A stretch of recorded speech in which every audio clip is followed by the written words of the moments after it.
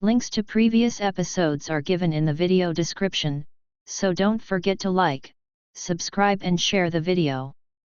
The Wolf She Never Knew. Episode 15. Chapter 108. Avalynn POV. The sound of the clock ticking was enough to drive a normal person mad. Other than this and the soft beating of Brent and Miranda's heartbeats, there was silence. I could feel myself drifting off into, what was sure to be, a fitful sleep. The doctors and nurses only came in from time to time to adjust the feeding tubes, medications, 4 bags, or to change whatever needs to be changed. I didn't really keep up with the specifics. Melissa and myself had exhausted ourselves these last few weeks attempting to wake them.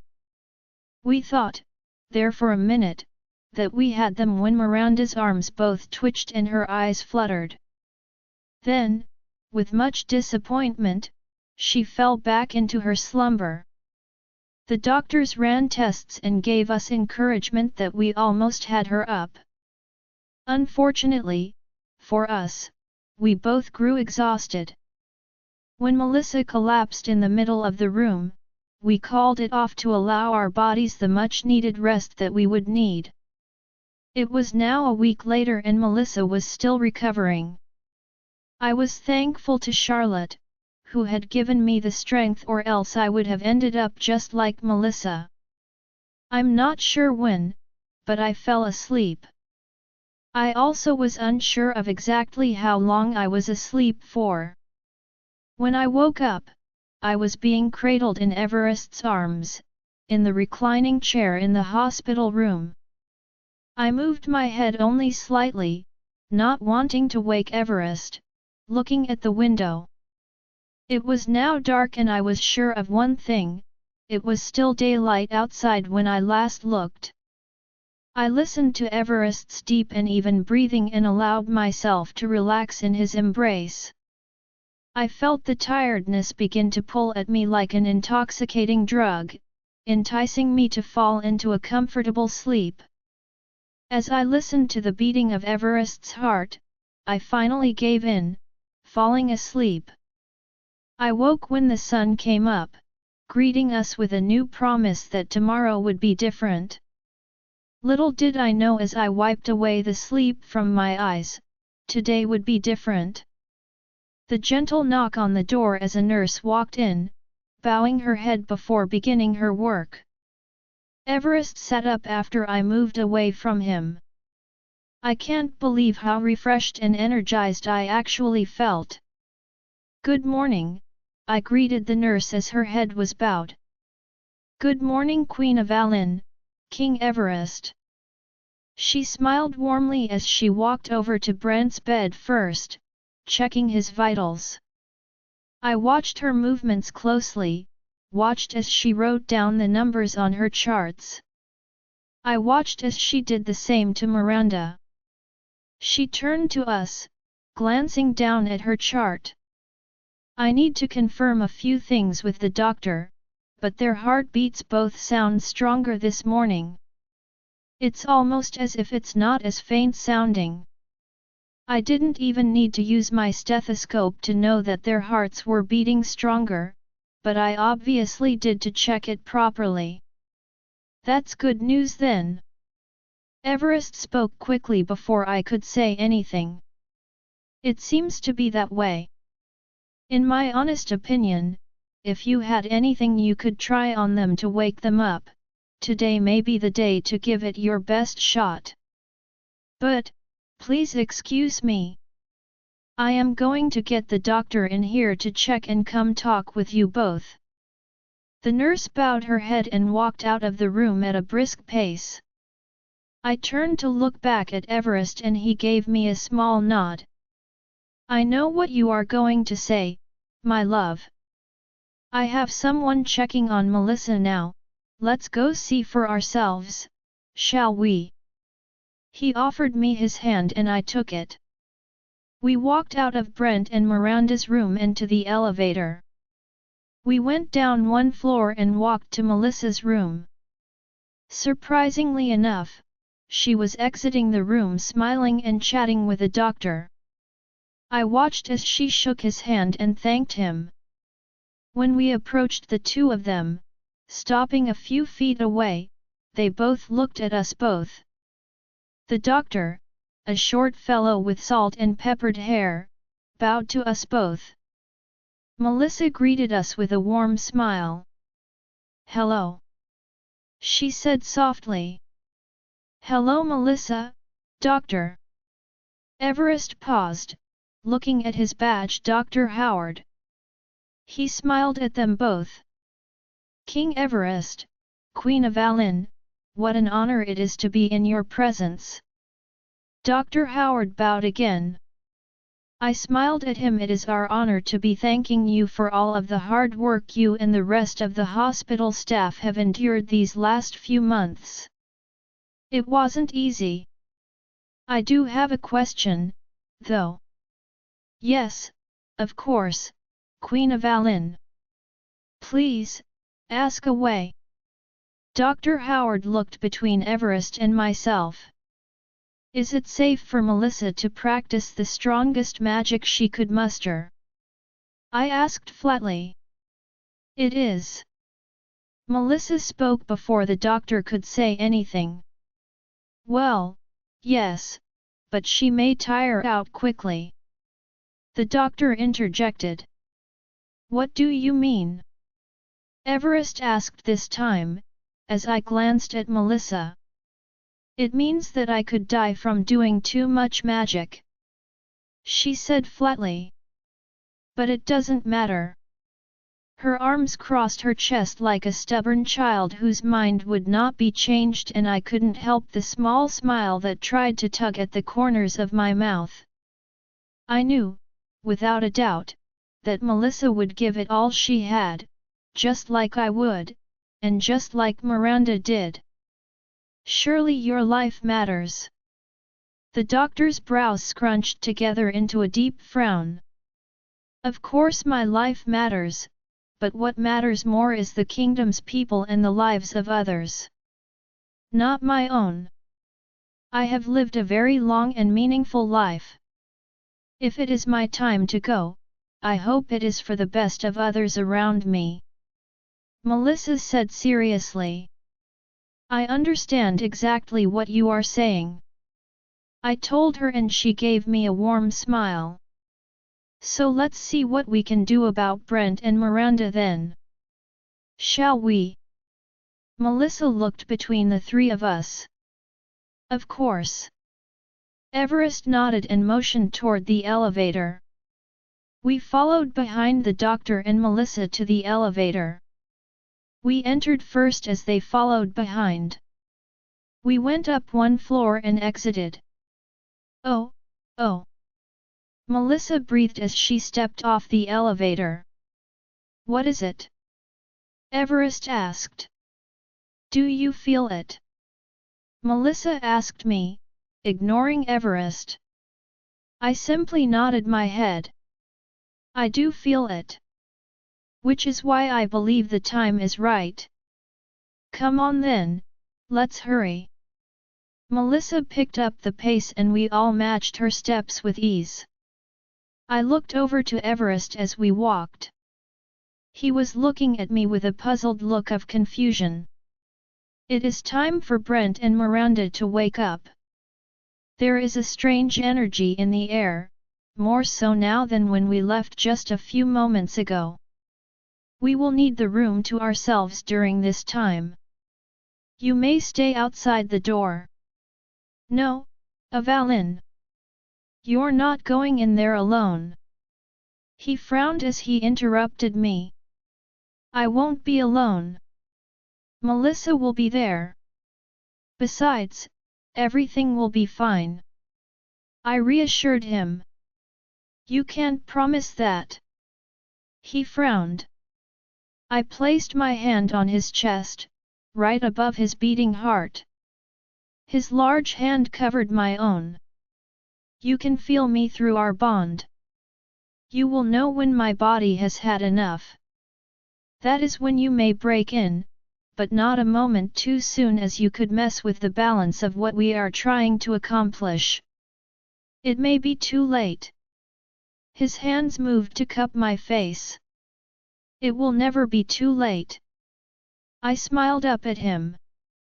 His head dipped and placed a soft kiss upon my lips. Just trust me. He nodded his head. I trust you. We opened the door to their room. Melissa began to clear everyone out. I waited until it was only her, Miranda, and Brent alone in the room. We stood for a moment, feeling the energy of the room. We should have their things removed from their bodies. Melissa told me. Things? You mean the tubes and IVs? I arched my brow. Yes, yes. Those. She pointed. Very well. I walked to the door and opened it. Done already? Everest asked quickly. I nearly laughed but somehow managed to smile instead. No, no. We need nurses to come unhook them from everything. Everything. A nurse walked forward a bit confused. Yes, but, can you help her with unhooking everything? I pointed to another nurse. Yes, Your Majesty, of course. They both moved inside the room and worked quickly. Once they exited the room, I looked across at Melissa. Ready. As we chanted, the energy swirled through the room. I stood beside Miranda's bed as Melissa stood beside Brent's bed. The words spewed out over and more feverish as we pressed on. I felt heat rush through my bloodstream and suddenly I felt blind as a bright warm light escaped my body. My hearing, though, seemed to advance as I could hear, even over our chanting, what was going on outside. I swear I heard Everest's voice on the other side. He said, "What is the bright light?" I am unsure, Your Majesty. Would you like me to check? I recognized the voice of Dr. Howard. No, no. We will stay put. She isn't in any danger. I can feel her. She is just warm. She is okay. Everest told him. Is the window open? No, hospital windows don't open, do they? I was curious as to where that breeze was coming from. I wondered why the breeze felt warm and comforting.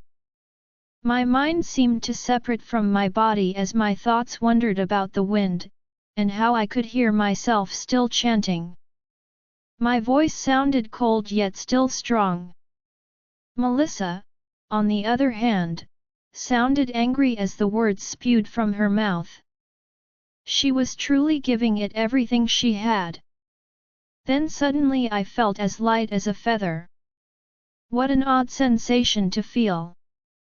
I wondered, no, I knew that we were both floating in the air as the chant was working. We were practically screaming as the warm breeze swirled around my body, hugging me tightly. I was still blind, that was until I saw her shadow. Our moon goddess, well, the shadow of her. I knew it was her, without a single doubt in my mind. She reached for me. I reached for her. Our fingers touched and when they did I could feel her power. Her power coursed through my veins, giving me everything I needed.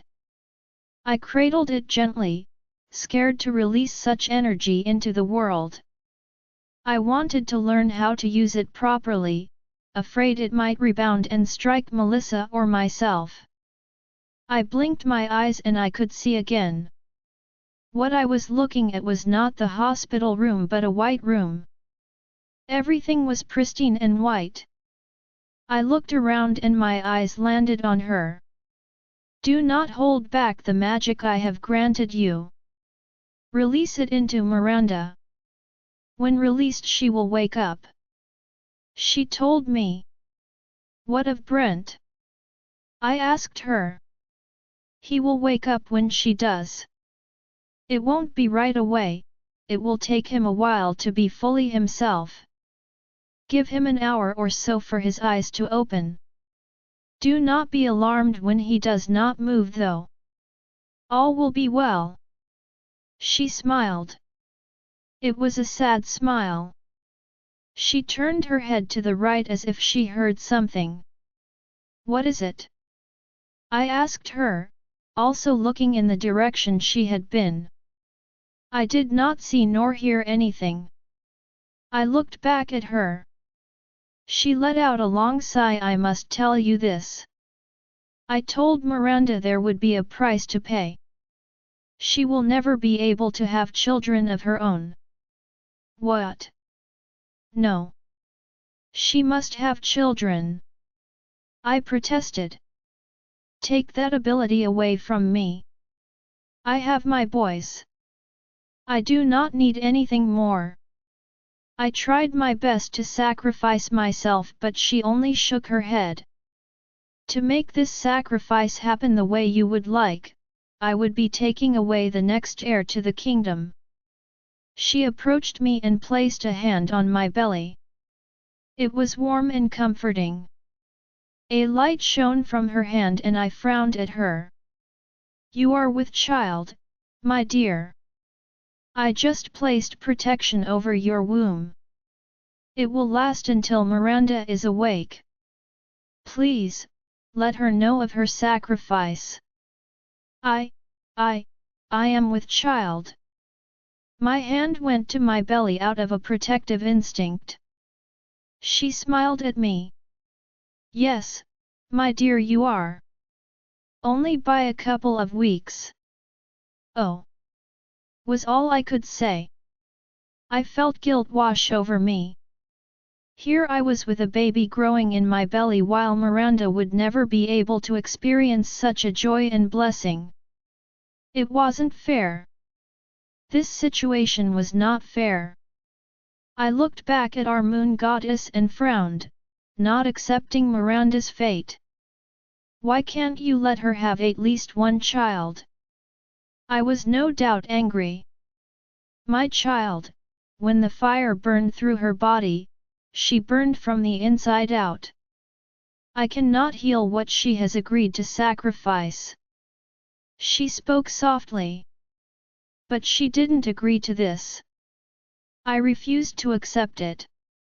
She did agree to whatever sacrifice needed to be made to bring peace among you and your people. She didn't want to know up front but accepted that it could be her. She accepted that she may not come out of it alive. She accepted that she might lose her mate. She accepted her fate. Remember when I said something along the lines that you and your reign would bring everyone together? This is the way it should be. This is the way it is. She told me. I simply just nodded. Okay, I will tell her. I agreed, but my heart was broken for not only her, but for Brent. They will not have any babies. There was adoption, of course, but they would never carry and deliver their own babes. Suddenly, it felt like I was sucked back into reality. I went back to being blind but felt power escape my body. I focused it all on Miranda, just as I was instructed to do. I blinked as my body slowly lowered to the ground. I blinked again and realized I was back in the hospital room again. I looked across the room and saw Melissa. She seemed fine as she offered me a small smile. That's when I heard her. Her voice was raspy and soft. Where am I? Her eyes blinked rapidly as they adjusted to the light, as she began to squint. Welcome back. Melissa smiled. Yes, welcome back. It has been so very long. I smiled and moved to her side.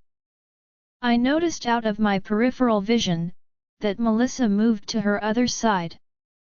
She appeared to be standing in the direct view Miranda would have of Brent. How long has it been? She frowned as if she remembered something. Where is Brent? She asked in a panicked tone. It has been about 4 months, maybe a bit more. I told her honestly.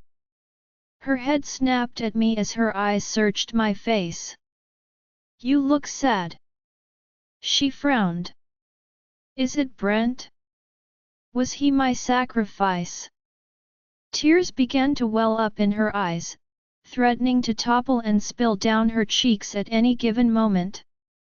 SHHH? SHH? No, no, he was not your sacrifice. I gave her a small smile and motioned to the bed next to her. He is still asleep. Because of your special abilities, you were able to wake up first, I assume. Give him an hour or so, he should wake up. You were both linked and bound together through magic. Oh, what about Cassie? She let out in a panic. Cassie is well. She has been hanging around my boys and I here, bossing them around. They adore her, truly. They will do anything for her. I think she knows it, too. We both softly laughed. Well, I wonder what she meant by sacrifice? I honestly don't think I want to know. She said honestly. I know. I told her. But I don't have to tell you until you are ready. How do you know? She frowned. I spoke with her when we were trying to bring you back. That is how I know that in about an hour or so Brent will wake up. He may be groggy, sore, and confused, but he will be back with you. Miranda let out a long sigh.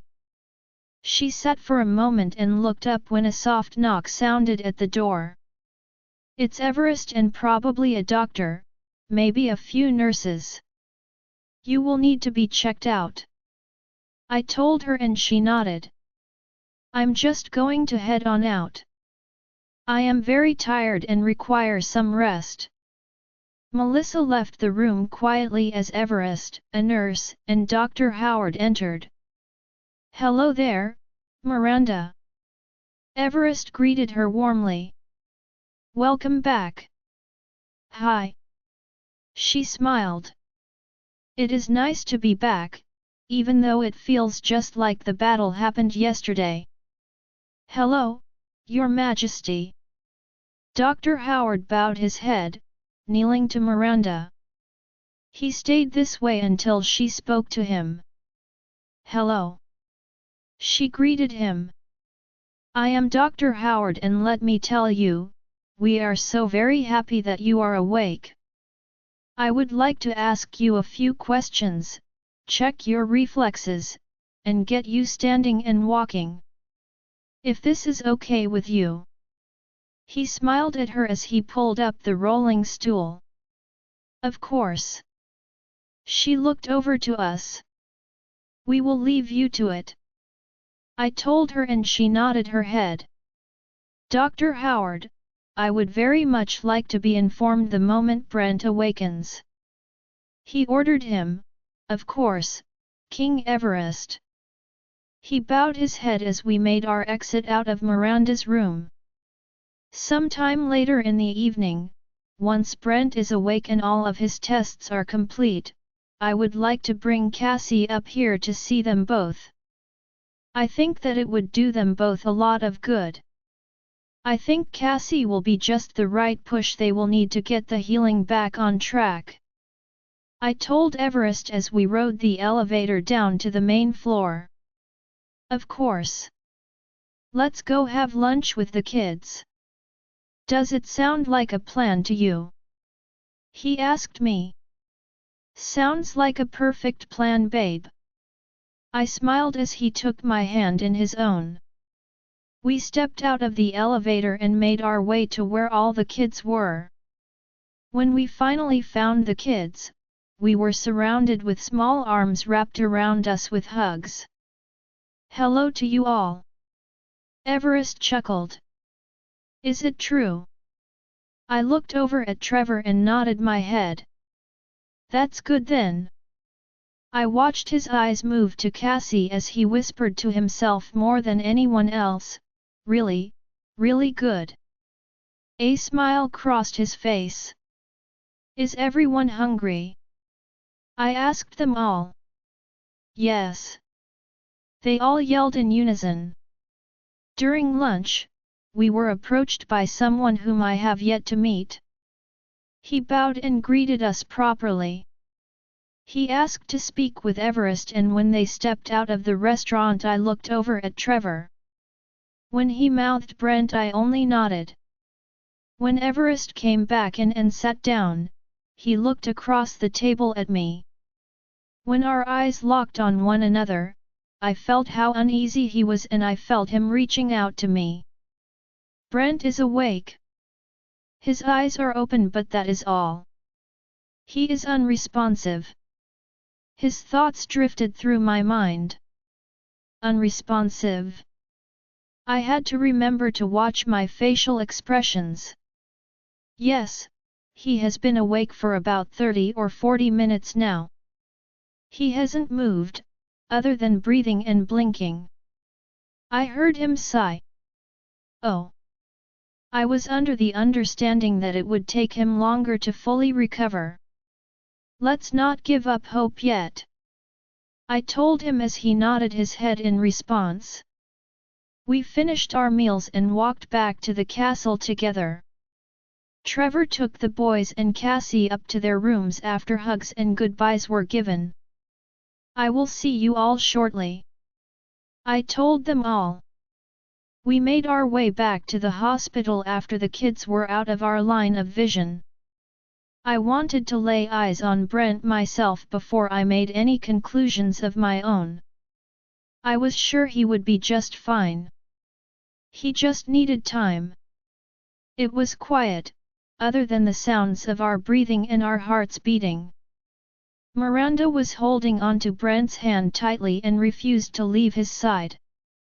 She needed to get up and walk again, make her way around the floor, but she flat out refused to leave his side. She had threatened to cut off anyone's hand who touched her in an attempt to make her leave the room. I understood where she was coming from, of course. If I was her, I wouldn't want to leave Everest's side either. I would honestly be lashing out at everyone, my temper naturally getting the best of me as I demanded someone fix him. I would tear everyone's arms off before I would ever leave his side. I let out a soft sigh as I looked over at Everest. He was sitting in the corner of the room, slumped in the chair. His eyes were closed, but I knew that he wasn't asleep, just resting his eyes. I looked back over to Miranda. She had sat up in her chair. My eyes then moved to Brent, who at that moment had turned his head slightly and was gazing up at Miranda. His eyes softened as he looked up at his beloved mate. It was easy to see the love he held for her. "Everest," I whispered and heard him sit up. "I will be right back." He left the room quickly in search of a doctor. I moved to stand up behind Miranda and placed a hand on her shoulder, giving her my quiet support. I felt her relax a little under my touch. I looked over her shoulder and down to Brent. He had a smile on his face as he gazed up at Miranda. "Hi," she breathed, choking up at the simple word. "Hi." His smile widened. "It is so nice to see your beautiful face again." Miranda let out a little chuckle as she sat up, moving closer to Brent. She leaned down to him, her hands going on either side of his face. She placed her forehead against his for just a moment, speaking before her lips grazed his in a gentle kiss. "It is so nice to see your handsome face too, my love." I smiled, and when she pulled back, Brent looked up at me. "Well, hey there, stranger." "Hello."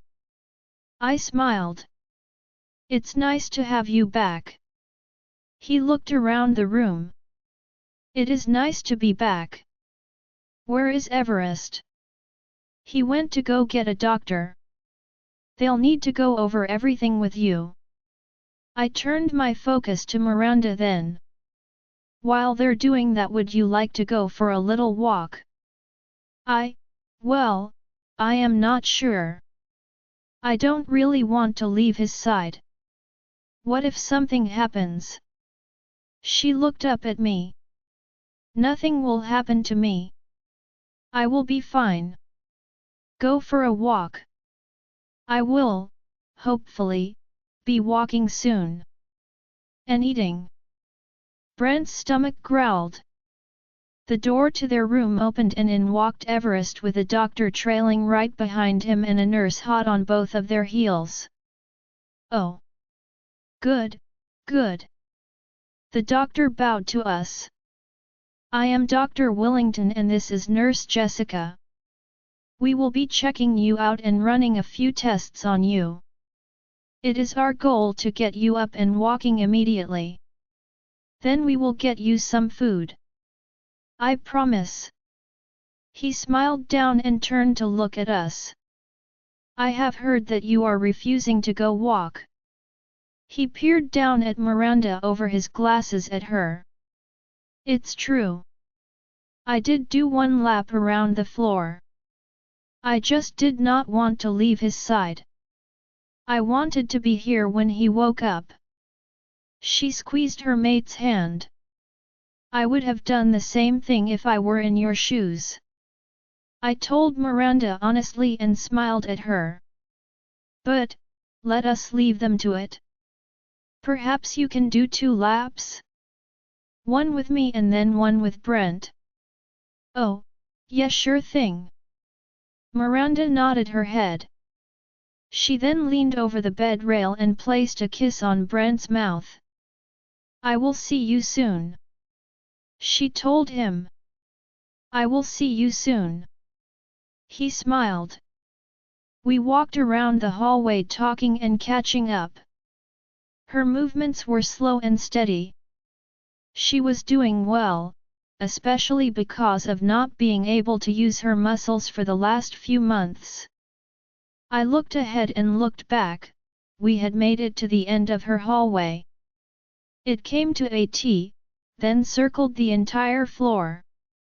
Whichever way she chose didn't really matter to me. "Which way? Would you like to go left or right?" I asked her. Left." She looked down both ways before we both turned down the hallway. "So, what happened exactly?" she asked me. "Well, you burned yourself from the inside out along with an enormous explosion. I was so worried that it was the twins who were responsible for what happened.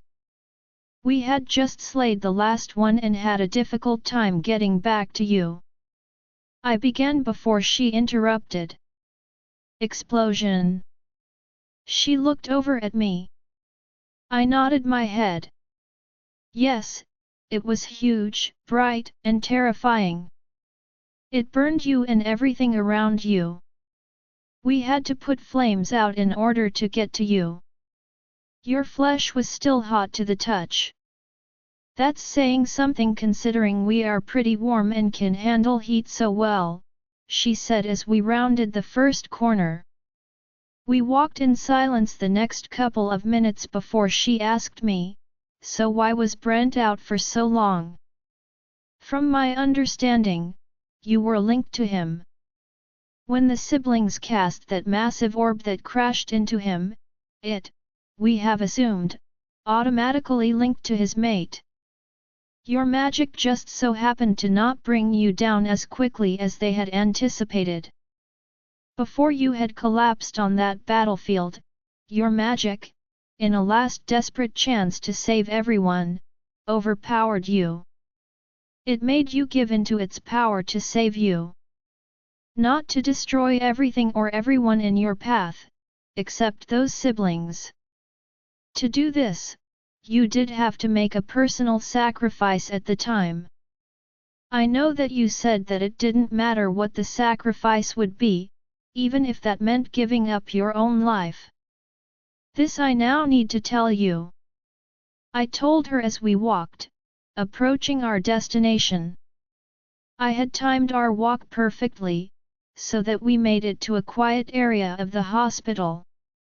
I had the staff create a spot set up similar in either direction she decided to take when we came to the turn. I knew I had told her that I would wait until she was ready. I knew she thought that when I said those words to her it meant that she would tell me she was ready. Unfortunately, what I really meant was when Brent was awake. I could not keep this secret from either of them. They both needed to know the truth. I couldn't really allow them to go on this journey together and wonder why they were not able to have children. I could not be the knowing party while I watched their hopes and dreams be crushed slowly over the years. I knew if I did not tell Miranda, she would not ask if this was the sacrifice she had committed to, but deep down I knew that she would know. Please, Avalynn, not now. Let me concentrate on walking. I will let you know when I am ready. She sighed, annoyed at me. Here, let's sit. Take a break. I told her and directed her to the chair. She raised her brow, hesitating to go sit but did so eventually. A nurse saw us sit down and brought Miranda a small plastic cup of ice chips and a bottle of water. Thank you. She whispered to her. So, I don't want you to speak. I want you to sit there, drink your water and listen to me. I paused and she nodded her head in agreement, so I continued, I know you assumed that I would wait until you wanted to know what it would be. I agreed to wait until you were ready. You are ready, Brent is awake and stable. You are walking around the hospital floor. You are both getting stronger by each passing minute.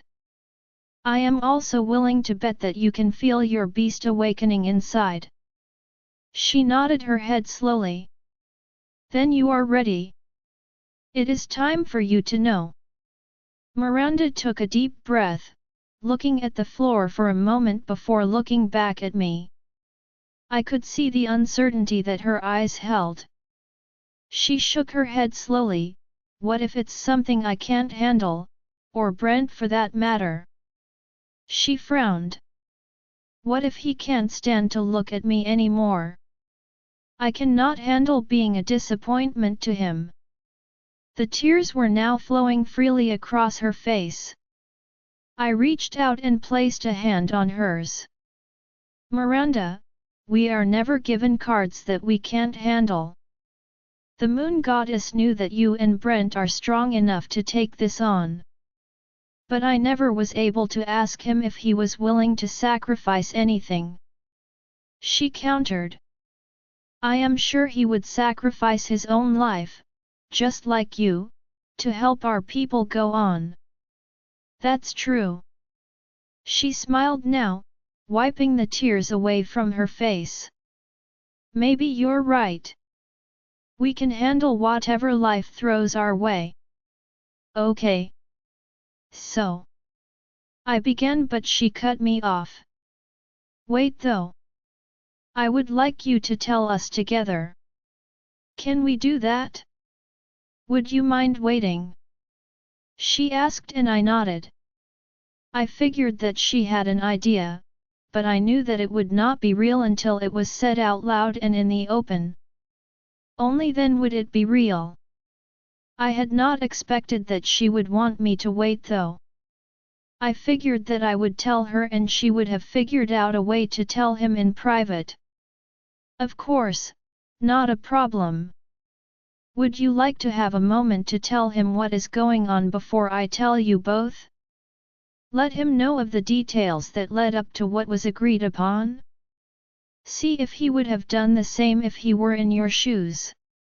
Yeah, that would be wonderful. Thank you. She took a sip of her water and looked down the hall. Let's make our way back to our room. I honestly, with each passing moment, am feeling more like my old self. She smiled at me. That makes me happy to hear it. Yes, let's make our way back to your room. I am sure Brent should be back soon. He may already be back by now. That first walk should be a short one and we've been gone for almost an hour. That should have been plenty of time to get done what needed to be done. I stood with her and we began walking together in a comfortable silence, making our way back to her room. Thank you, she told me as we approached her room. For never giving up on us. She hugged me before walking into her room. I waited outside of their hospital room, leaning against the wall by the door. I couldn't help but to not hear their discussion with my super leakin hearing. I thought about leaving, but didn't want to miss her being ready for me to come in. So I stood there and I waited for them to both be ready. I could feel the pain he felt when she was talking about how she made a deal with the moon goddess about a sacrifice. You mean to tell me that you made this deal blindly? Brent's voice boomed loud enough for the entire floor to hear him. I glanced up at the hospital staff that paused to look over in my direction. Ignore it. Get back to work. I commanded them and they put their heads down, doing as I had instructed them. No one ever looked back up towards me the entire time I stood there.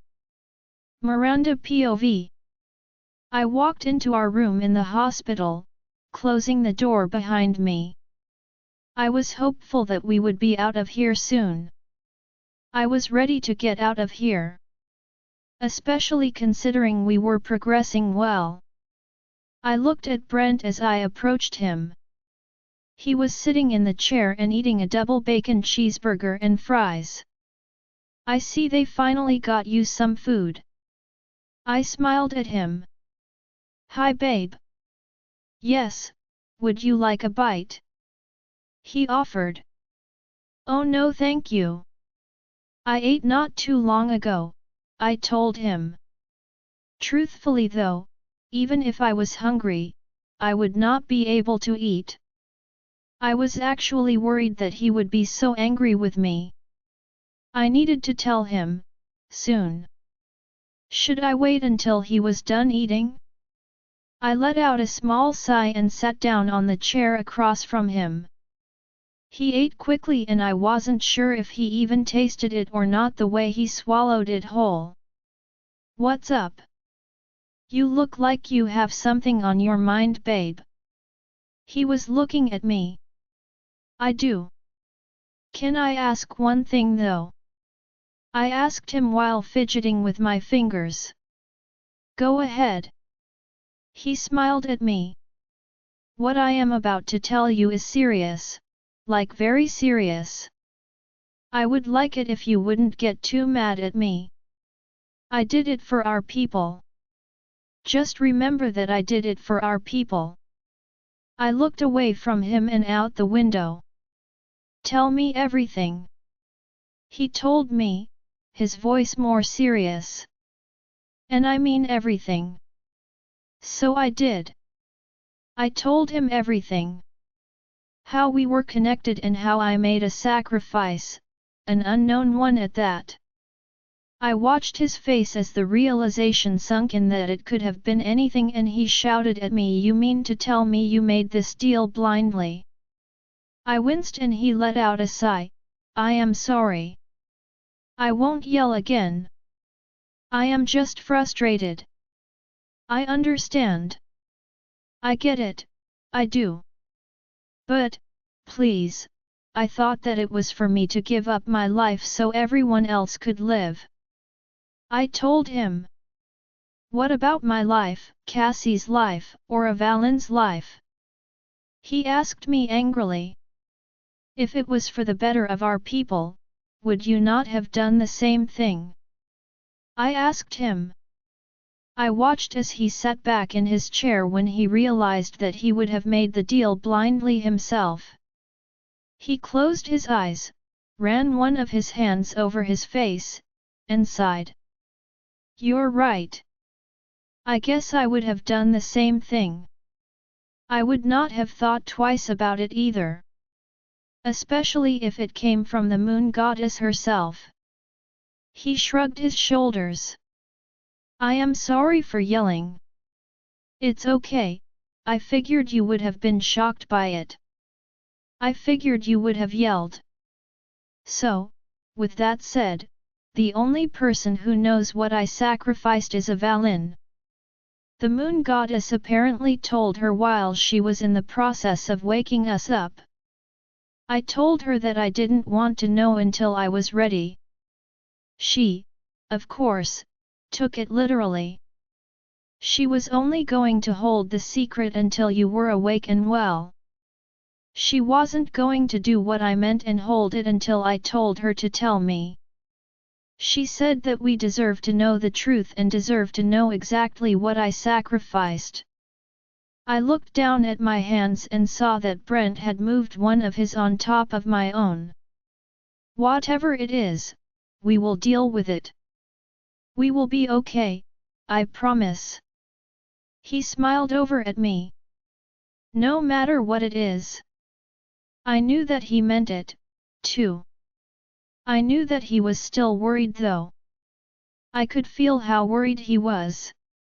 I let out a soft sigh. Avalynn is waiting outside of our room. Whenever you are ready to know, she is willing to come in and tell us. She just wanted to give me a moment to speak with you first. She wanted me to fill you in on everything before she told us what she knows. I told him. Well, I guess it is best to rip off the band-aid? Let's get it over with so we can begin healing or preparing for what could be in our future. He brought both my hands up to his mouth, kissing the back of each one softly. I smiled at him. I nodded my head and stood up. I walked over to the door, opening it slowly. I looked over at Avalynn. We're ready. I told her and she nodded her head. Are you okay? She asked me. Yes, I answered. And how is Brent? I heard him yell. She questioned. He was shocked at first but he understood. I think he is just worried now. He said he would have done the same if the roles were reversed. I told her. Come on in. I smiled and stepped back into the room with Avalynn walking in right behind me. Avalynn POV. I stepped into their room, right behind Miranda. I turned and as I was in the process of shutting the door, my eyes connected with Everest. He gave me an encouraging nod as I shut the door. His thoughts were traveling across my mind. Everything will be okay. Just be there for them. Everyone knows not to bother you all until that door opens back up. Don't feel rushed, tell them everything. His words were exactly what I needed. I turned back around and noticed that they were both sitting at the small table that had only 2 chairs. They were both looking up at me with great intensity.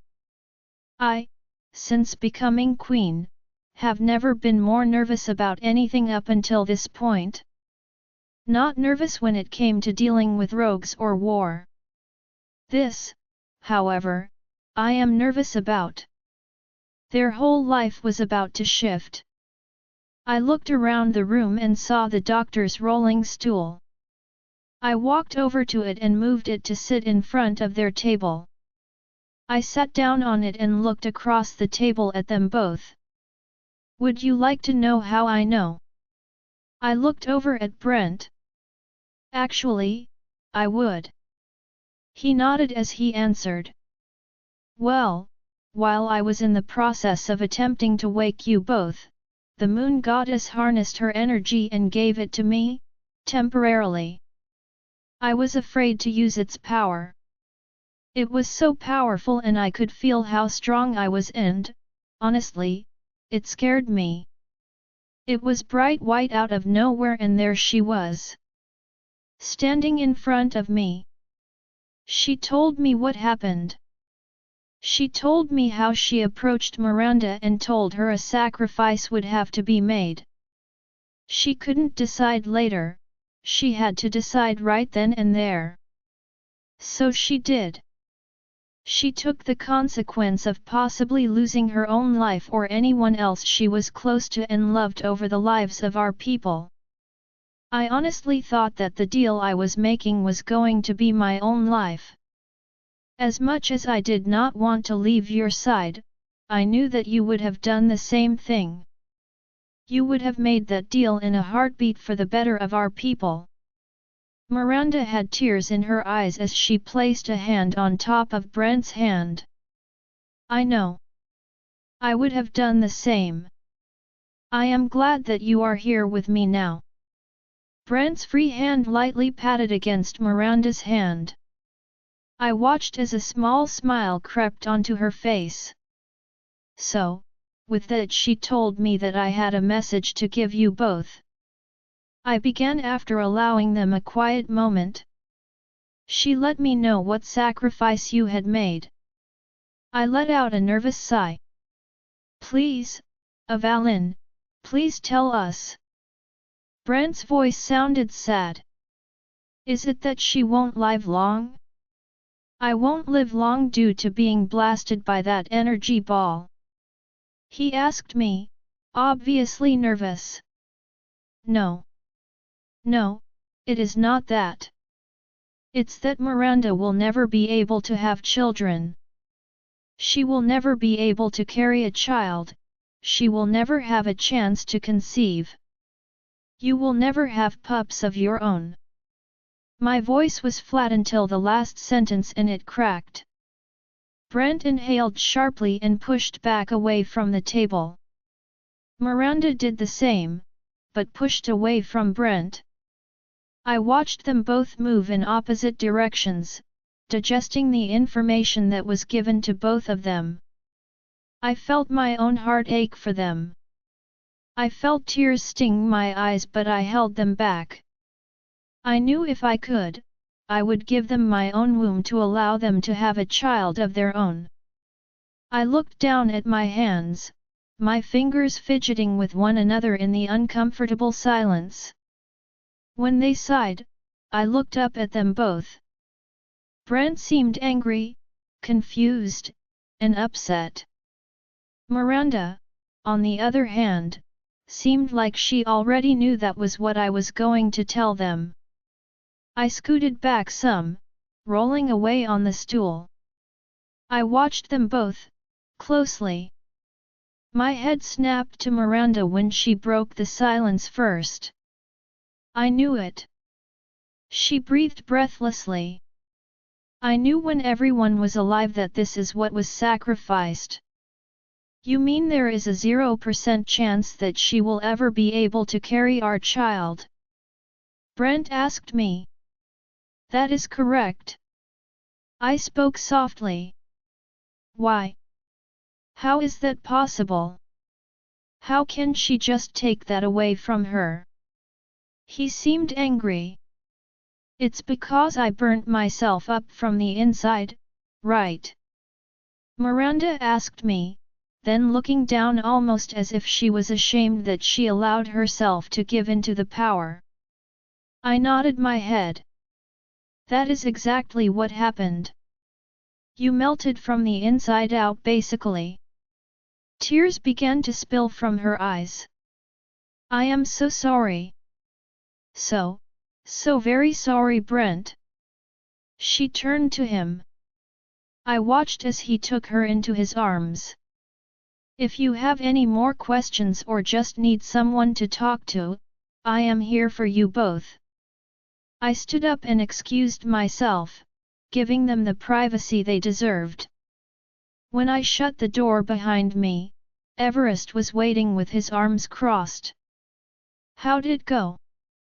Better than I thought it would. Come, let's give them some privacy. If they need us, they'll reach out and let us know. I wrapped my arms around him in a tight hug. I love you. He placed a soft kiss at the top of my head. I love you, too. Miranda POV. I couldn't bring myself to look him in the eyes. I was warned not to give in to my powers, but I completely disobeyed and did so anyway. I wept in his arms as they tightened around me. My head laid against his chest. I am so sorry. I robbed you of your chance to have children. I apologized to him. Maybe this is fate's way to curse my family for all of the horrible things they have done in the past. Remember, if roles were reversed, I would have done the exact same thing you would have done. I would have risked the entirety of my line to keep the northern and southern kingdoms safe. All of these people deserve to live in peace. For now, they have that peace. Thanks to you and your sacrifices. His hand tilted my chin up to look at him. We will live a happy life. You, me, and Cassie. I sniffled and nodded my head a little. Yet? You don't hate me. Hate you? I could never hate you. Bond or no bond? That is out of the question. He smiled down at me. Okay. I smiled up at him. Now, we need to figure out what we are going to do, he stated. Well, what do you mean? I asked him. Well, without a true heir, the kingdom cannot be passed on. The line dies with me. So the question is, when should we plan on retiring and giving up our lands to the Northern Kingdom? He looked at me. I blinked a few times. You mean we will no longer be king or queen? That is correct. The moment we pass it over to Everest and Avalynn, we will be just normal people. He smiled at me. I couldn't believe he smiled at me. It struck me as odd. He didn't want to be king anymore? What? He looked over at me. It's odd. You speak as if you do not want this life anymore. I asked him. It would be a lot of responsibilities off of our plates. More time to travel freely, enjoy one another, make memories together. We wouldn't have to have an entire fleet of people with us every time we decide to go and do something. Just a few people. He smiled at me. I smiled back. Well, when do we make this happen? I will support whatever decision you make. I watched as he thought about it for a moment. How about this evening at dinner? Are you sure you would like to tell them so soon? You don't want to sleep on this idea? I asked him. His lips moved to one side of his mouth, crinkling in thought once more. No, I don't think so. We will approach them with this tonight. Okay. Let's tell them tonight then. I agreed. I stood up, walked over to the window, looking out of it. I thought about the future, which was now unclear. What would we do and where would we go? How would we survive?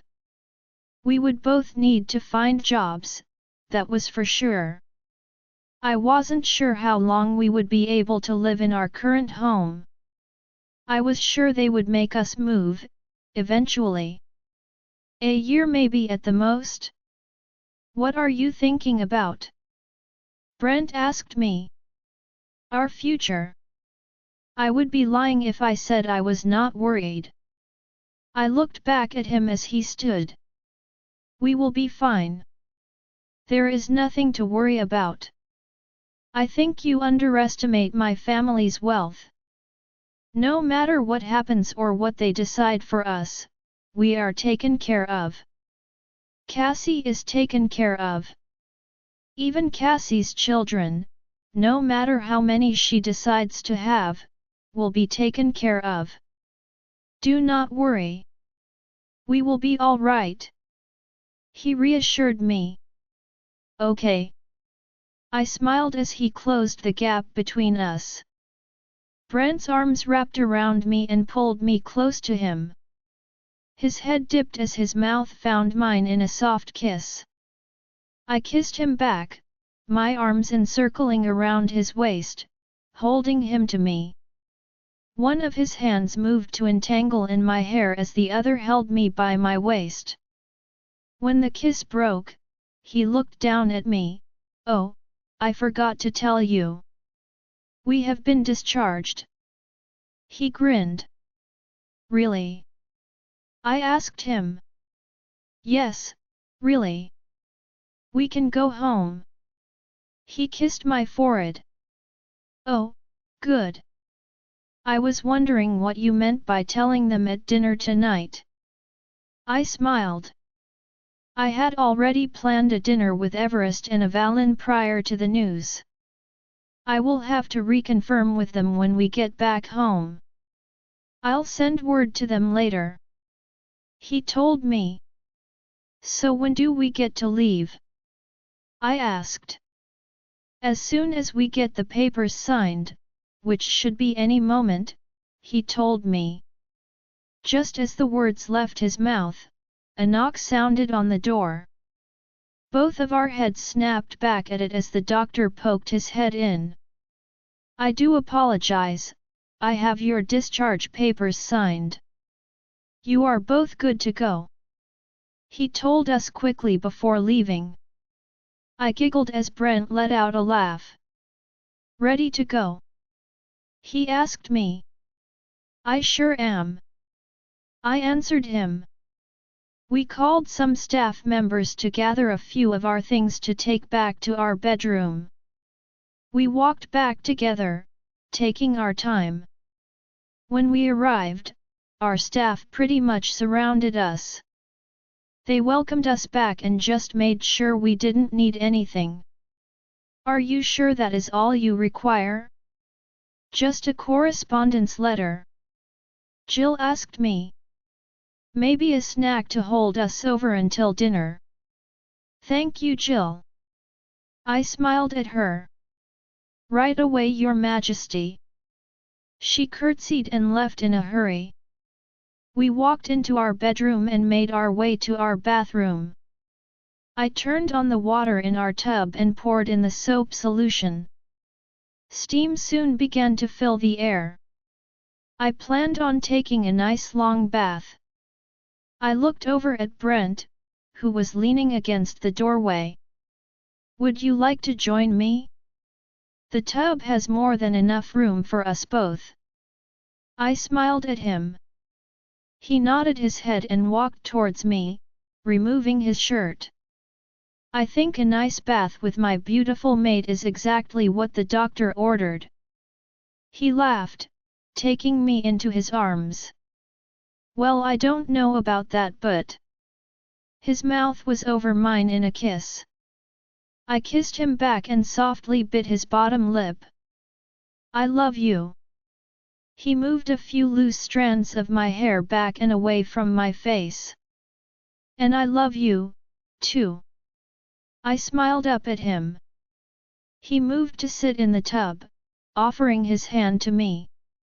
I took it to steady myself, stepping over the tall side of the tub.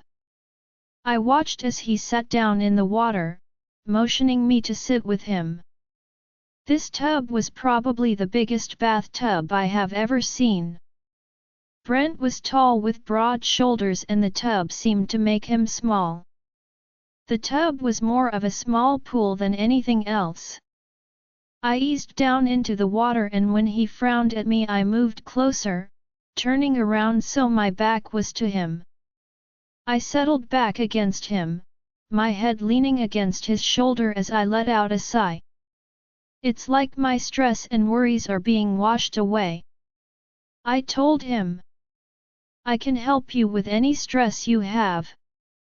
With just a few simple touches, all of your stress can be relieved. He placed a soft and tender kiss against my shoulder. I don't know how it was possible, but chills moved across my skin, causing me to shudder. He chuckled as his hands moved along my waist, caressing the skin tenderly. Would you be interested in a little stress relief? He asked as his mouth pressed against my earlobe. I think that I would enjoy that very much. I leaned my head more to the side, giving him access to what he wanted. Avalynn POV. So what are we going to do now? I looked up at Everest as we walked along the trail. We will be able to live our life freely. He grinned down at me. No, that isn't what I mean. When will we announce everything? I frowned. Whenever they are ready. But honestly, it will have to be soon. I need to figure out a way to word it so if, for some reason, they do become pregnant, the kingdom reverts back to them. Everest frowned. Good, if they do have pups, even though it seems impossible, I don't want to take that away from them. I told him. We walked in a comfortable silence. For the first time in a long time, I felt like I was able to take a deep breath. I felt as if we were done running and fighting. I felt like we could now settle into our roles comfortably. I stole a look up at Everest and drank him in. He seemed extra broody today. I knew he was struggling to do away with Brent's title as King of the South. I knew that he saw it as unfair but, if not, it would leave the Southern Kingdom in a dangerous position and completely vulnerable in the long run. We went up to the lake that we came across and stood there together. We were watching the sun begin to set and I sighed softly and turned to Everest. I am pregnant. I told him. Do what? He looked at me stunned. Did you just say? Yes, yes I did. I am pregnant. I smiled at him. I'm going to be a... He choked on his words. Yes, my love, you are going to be a father. I wrapped my arms tightly around him. With that, his arms went around my body, lifting me into the air. He spun me around yelling, I am going to be a father. I laughed lightly before he captured my lips in a gentle and loving kiss. He moved us down to sit on the ground together, having me straddle his lap. He pulled back to look up at me. His hands moved from my waist to rest on either sides of my face. His right thumb caressed my bottom lip, moving across it slowly. I love you, he said just above a whisper. I love you too, I told him. We can't hear. Someone will see, I said breathlessly. He lifted his head, his eyes darkening. Let them. His voice was deep before kissing me hard on the mouth. As our mouths worked against one another, he moved to rip my pantyhose that I was wearing, pushing the thin fabric of my panties to the side. He let out a possessive growl followed by an approving mmm sound. You are ready for me already? My eyes felt so heavy suddenly as I listened to the sound of the beating of his heart. I could rest my eyes for just a moment. We were finally safe enough to let our guard down. Soon we had both fallen into a light slumber. When I awoke some time later, it was the worst stench that could ever fill my nostrils. I opened my eyes and the sudden dig into my hips meant that I should remain still. I could hear them, not far off into the woods behind us running. Everest's link drifted into my mind. Be still, they may pass. It is a large group of them. I did as I was told and closed my eyes, saying a small prayer that they pass. Soon he tapped my right thigh and nodded his head. All clear, I believe. I do not hear them anymore. Be quiet though, just in case. We need to shift and run back. He whispered. I nodded my head and sat up. My eyes widened when I felt him hardening again inside of me. I wanted to take full advantage of this moment, but could we be quiet? Probably not. I let out a smile as he shook his head, as if he was reading my mind. I slowly moved off of him, feeling the soreness between my legs took me by a bit of surprise. He was more rough with me than he had been in the past. I honestly loved every single minute of it though. A smile crossed my face as I removed the ruined pantyhose and fixed the skirt I was wearing. Everest reached over and snatched the ruined hosiery and put it in his pocket. He walked over to me and buttoned my shirt for me. No need for you to carry them around. I'll toss them when we get back. He kissed my forehead. Okay. I smiled. His hand found mine as he led me back to the path and we began to make our way back. When he inhaled and turned his head he looked at me. Shift, now, he growled out. I can't, it's dangerous for the baby. I countered. Just do it. It will be okay. Trust me. He looked at me. I did, and just in time as 4 large black wolves and 1 lichen showed their faces. I prayed that the shift didn't injure my pup. I couldn't exert any magic because I knew that using magic could take it too far. I couldn't gamble on that risk. I gave control over my lichen and watched behind her eyes. Everything will be okay. She reassured me. I believed her as I listened to our mate growl the deadliest growl I have ever heard him growl before. We looked over at him as the black wolves moved back a few steps. I watched them spread out more, almost encircling us. The lichen took a step towards us and soon I was behind our mate. I could feel my heart racing in my chest. It felt as if any minute it would burst and I would die right here. What is going on? Do they not know who we are? Do they even care if they do know? She is mine. The other lichen said possessively. Take her. He commanded the wolves. Who was this? I looked at the large black lichen and thought to myself that this person was crazy. Do they not know who we are? They're just asking for death. That's when all 4 wolves attacked at once. I watched stunned, not knowing what to do. Do I fight? We were moving away from Everest. Where is she going? What are you doing? Our mate is in trouble. I shouted at Charlotte. We can't risk fighting.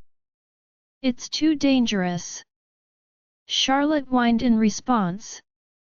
He needs our help. Go back. I yelled. She ignored me, which only made me more angry. I forced myself through, pushing her control to the side. I was now in control and we came to a stop. I turned back around and ran as fast as I could, smashing small trees and shrubbery along the way back. When I came back, I saw Everest struggling against the 5 of them. I let out a growl and lunged forward to help. No, don't. Why did you come back? Run! Everest pleaded with me. My body collided with one of the wolves. My jaw snapped at his neck, missing hitting his shoulder. The crushing of bones could be heard as my teeth broke through the skin, clamping down on the wolf's shoulder blade. My claws dug into the ribcage, pulling this one off of him. I slung him to the side, hitting a large oak tree. The weight of the wolf's body caused the tree to snap like a twig. When I turned to move to the next, I looked and Everest had his teeth sinking into the throat of another wolf. Just as I was about to move, a large, black, and furry hand enclosed over my wrist, stopping me. I turned my head and looked up into the bright red eyes that looked at me. It wasn't a normal look, it was a cold icy look that seemed to penetrate into my soul. I shuddered as our eyes held their gaze at one another. I was completely frozen, incapable of moving as I looked up at this Lycan who had a hold of me. There was something familiar yet so foreign at the same time. Their eyes softened as he leaned forward to me and inhaled deeply, taking in my scent. Everest's growl from behind was threatening and I heard the snap of yet another wolf's neck. I yanked back as hard as I could but the Lycan's claws dug so hard into my skin, it broke the barrier, causing a whimper to escape my lips. That whimper was just enough of a distraction for the unknown Lycan for Everest to jump at him. I fell to the ground, catching myself with my hands. I wasn't down for long when I stood to rush over to help Everest.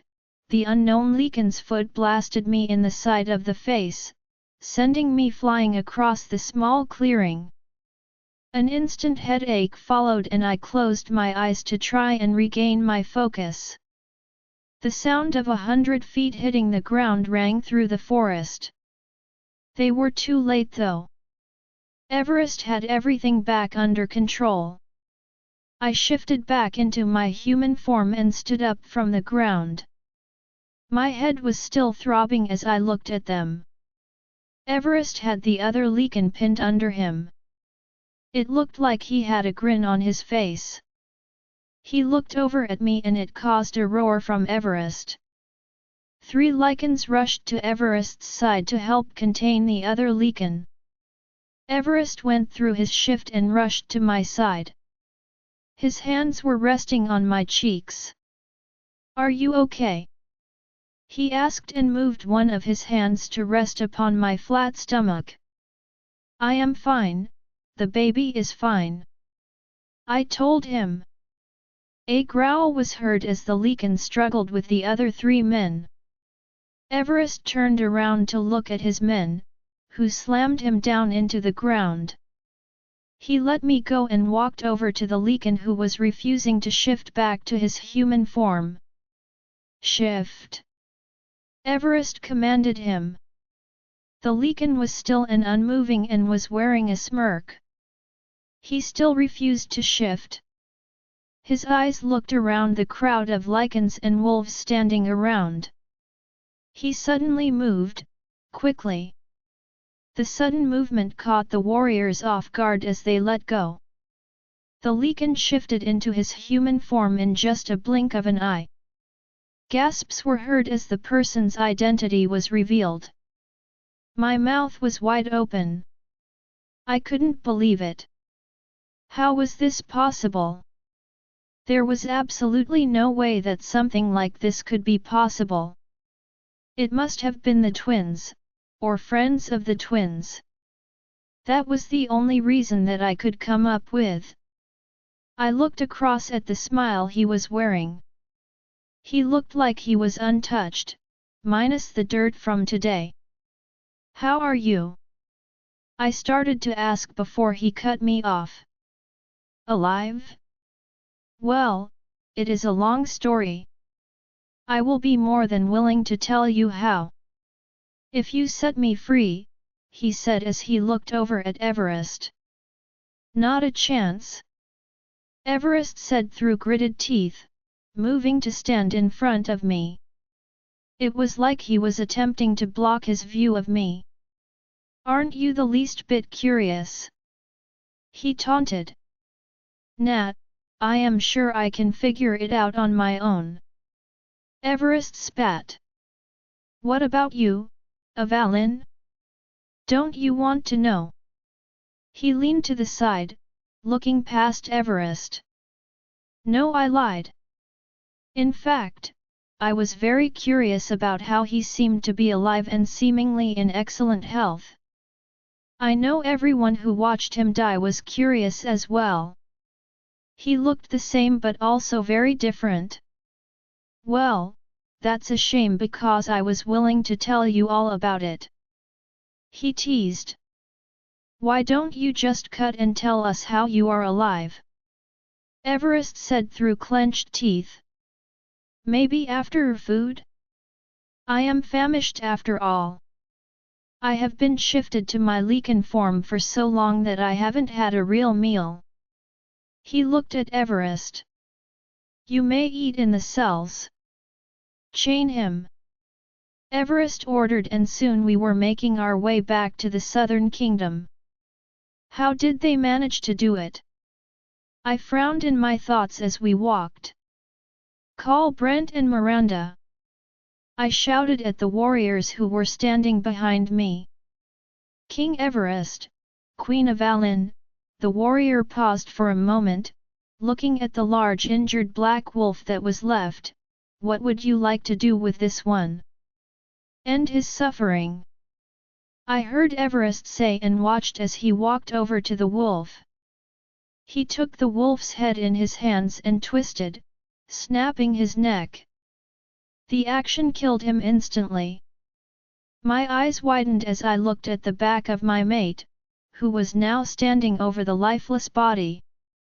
He turned and walked back over to me. Now we need to deal with Dexter and figure out how he came back to life.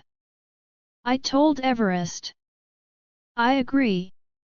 He nodded his head. Are you? But he was cut off by a painful scream. My head snapped at the sudden screaming coming from across the field. I knew that when I turned my head Dexter was murdering one of our men, but to my surprise, he wasn't. It was actually Dexter who was screaming as if he was in agonizing pain.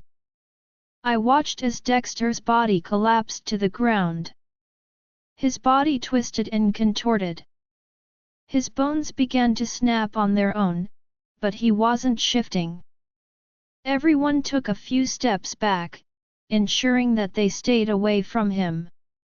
I felt Everest's hands on my shoulders pulling me away. Avalynn, step back.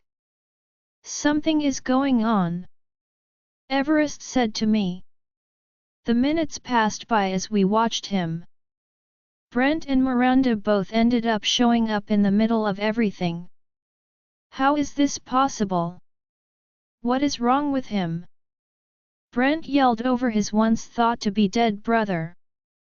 I don't know how it is possible he's alive. I don't know what is going on with him. Everest answered him. Miranda came and stood by my side. How long has this been going on? Almost 30 minutes. His bones keep re-breaking, but he is not shifting. Is he losing his lichen? I looked at her and saw her deep frown. I don't know, maybe. We all stood there and looked at what was unfolding before our eyes. We didn't know how to help him or even if we should help him.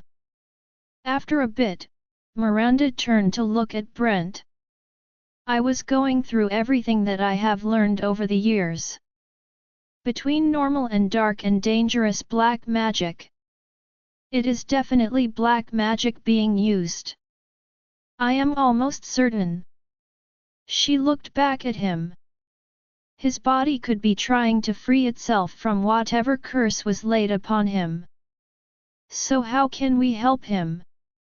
Brent asked her. We can't really help him. Whatever he is going through, he must go through it, even if it is for hours. We can't move him, nor can we touch him. He could injure us and not mean to do so. It is extremely dangerous, not only for him but for everyone involved.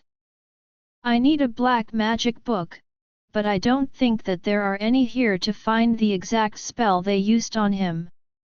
Are you saying that this entire thing was orchestrated? Everest stepped in and asked her, a deep frown on his face. That is exactly what I am saying, Miranda said with a straight and serious face. Everest turned his gaze to me and back at Miranda. How? Why? He questioned, confused, asked why it was all centered around me. What do you mean? Brent looked at Everest confused. I guess I mean. He trailed off and thought for a moment how he would word his question.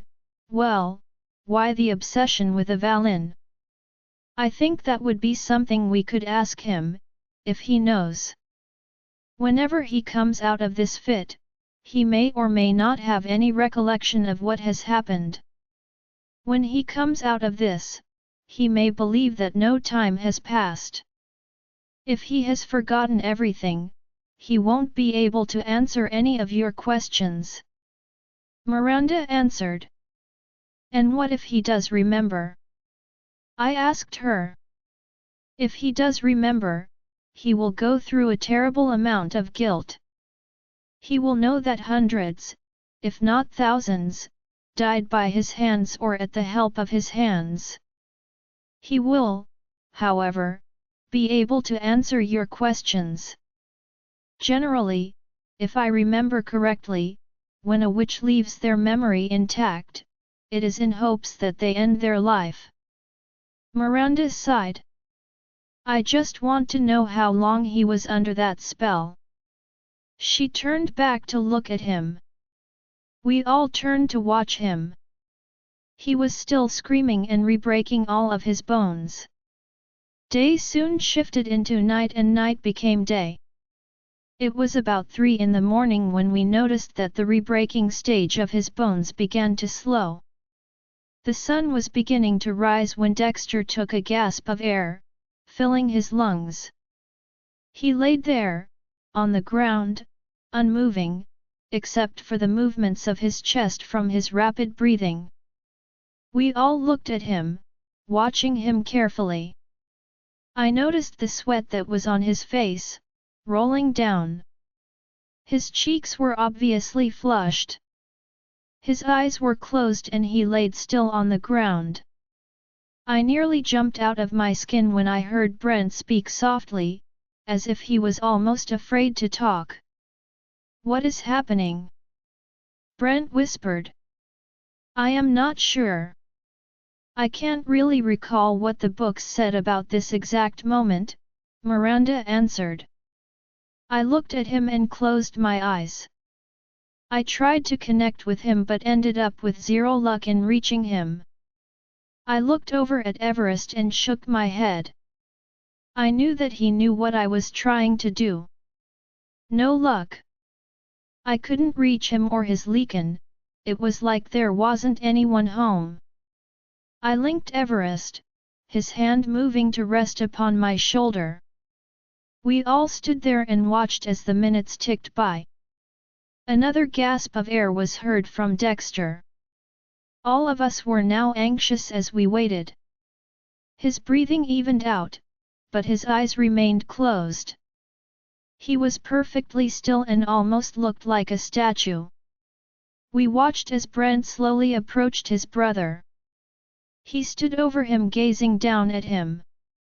Brother! He whispered to him.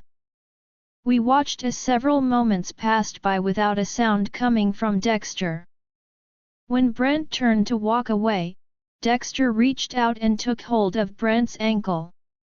His eyes were wide open as he gazed up at the tree tops above him. Oh no! Oh no! Oh no! I couldn't! Oh my goddess! No! No! I didn't! Dexter cried out in a scream, causing us to all jump. He remembered. He remembered everything. Every death, every lie, everything that made him a traitor to not only his friends and people, but to his very own family. His head turned and he looked up at his brother, thankful that he had survived the attack he had orchestrated. I am sorry, brother. Dexter said before he let him go and fell back out, passing out. We all looked at one another, unsure of what to do now. That is when Brent spoke up. Restrain him, gag him, bring him to the cells. Brent told the warriors with a difficult expression on his face. Are you sure you want to do that? Miranda asked him. I am sure. I want to take all the necessary precautions, no matter what. We will have to take this day by day, it seems. He wrapped his arm around Miranda, leaving. I looked at Everest and he nodded his head and took my hand. We watched as the warriors carried Dexter's body behind Brent and Miranda and we followed behind them, walking in silence. It had been almost a week since Brent tossed his brother into the castle dungeons. He has not been able to bring himself to make contact with him. Miranda has been by his side throughout the entire time. Dinners were quiet with only some small talk. You could even cut the tension in the air with a knife. I wanted to ask what everyone was thinking, and tonight, which marks a week, seems to be the appropriate time for it. I sat there thinking about how I would approach the conversation when I heard a firm no from Everest. Why? A frown formed on my face. Because he needs time to process everything. Everest sat down across from me.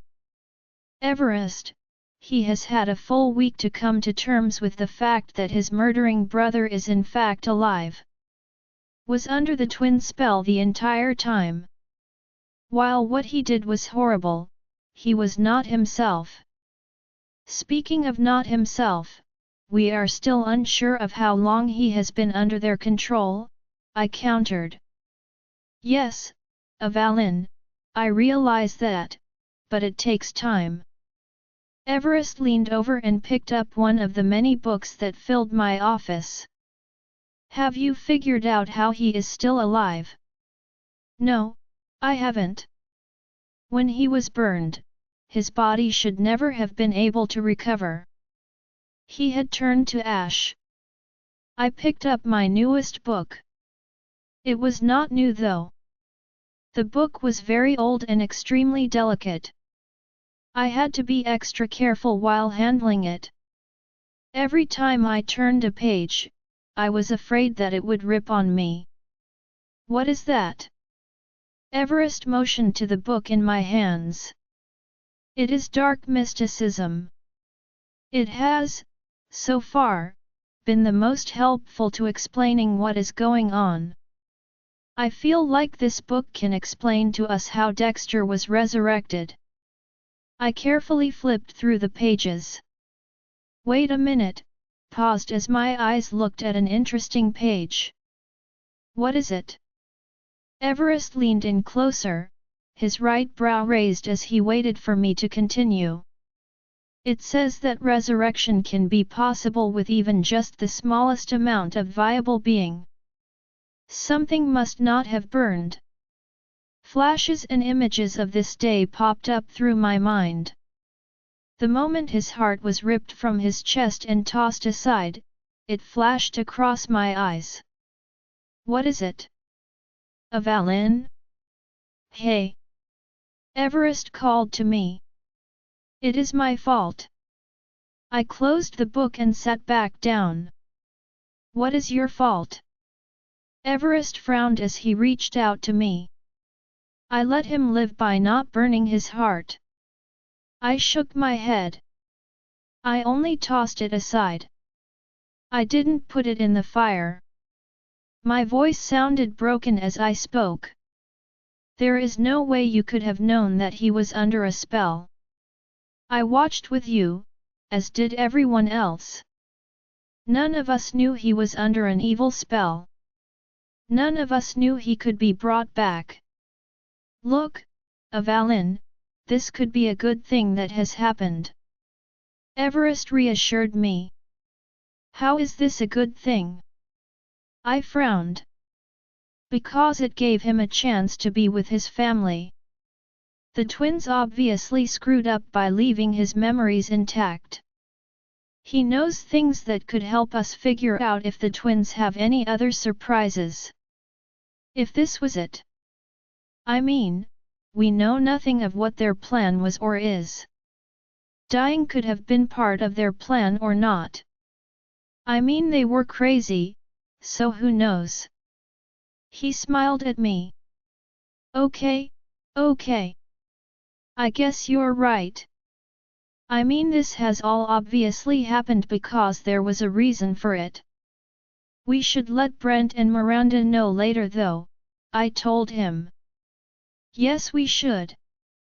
Everest agreed. A rapid hard knock sounded on the outside of my office.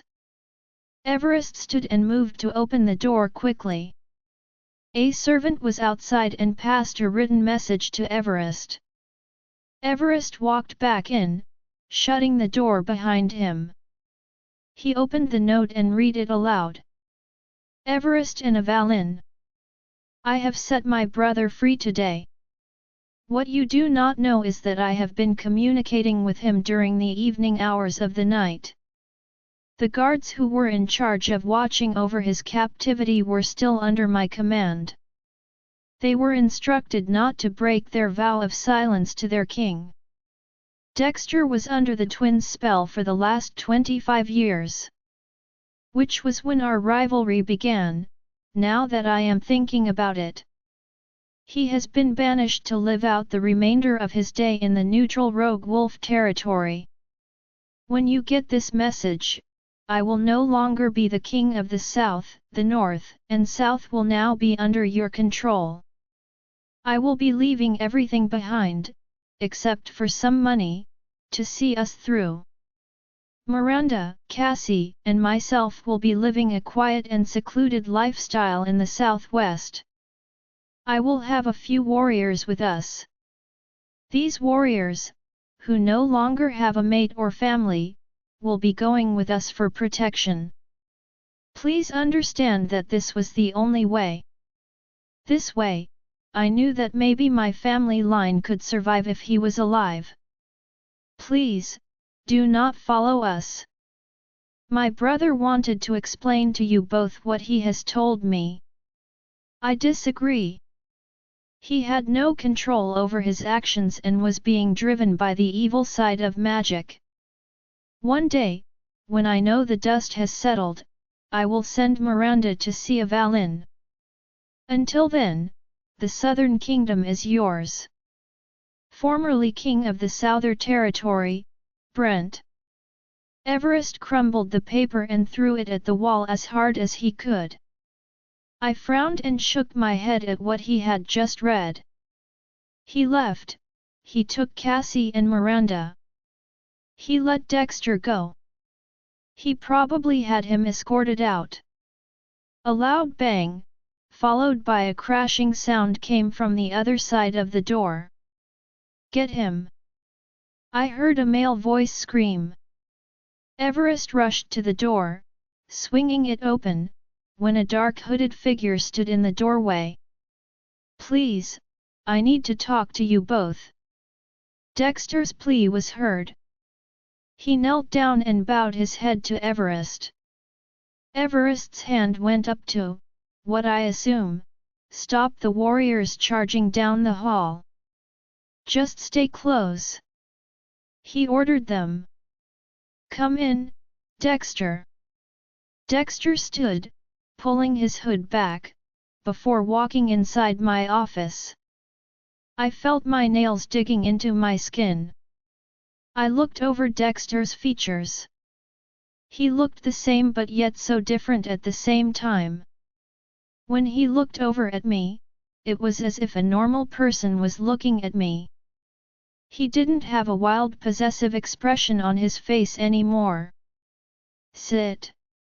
Everest motioned to the chair that he moved to the center of the room and Dexter did as he was instructed to. Explain everything. Well, honestly, the last memory I remember was when I was out for a run.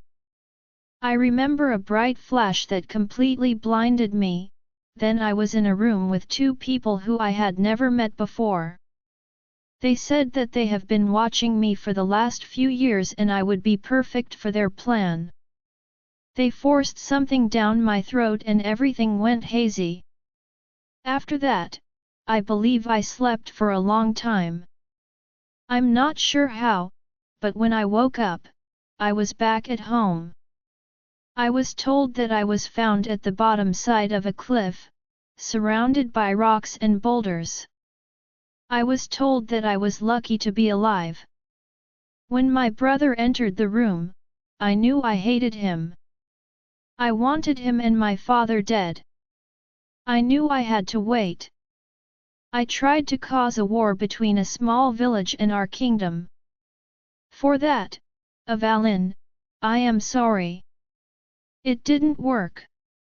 I tried many things for many years, and finally I got tired of waiting and just took them out myself. I had dreams of people telling me what to do. Whatever they told me to do, I did it. I had to find you again, Avalynn, I had to get you. You had to be mine, no matter the cost. I created so much destruction and death to have you. It was my only drive.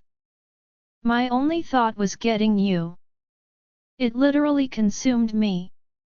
When you got away, I got a visit from the twins.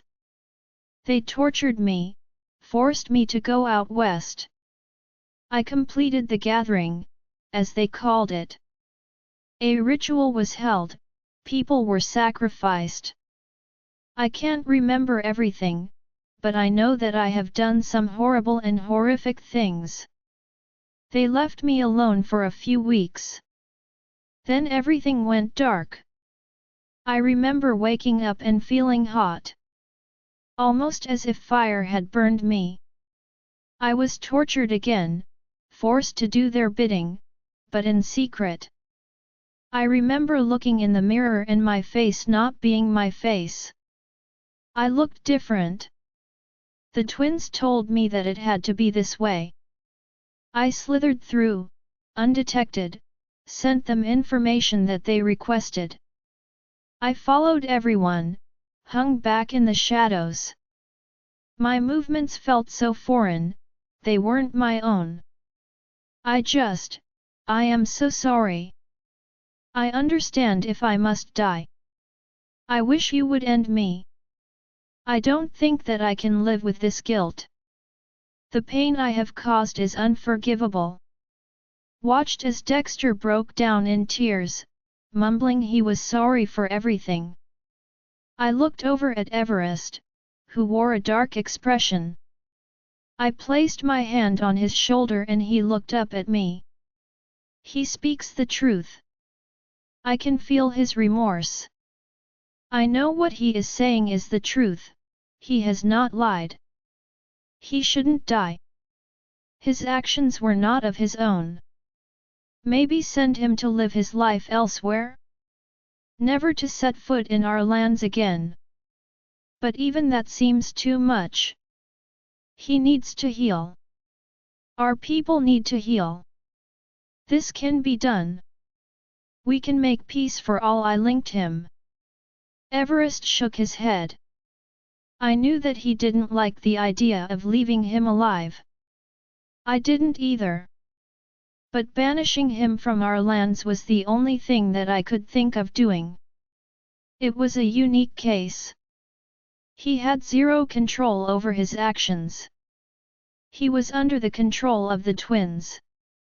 When they died, then their minions died, he was free.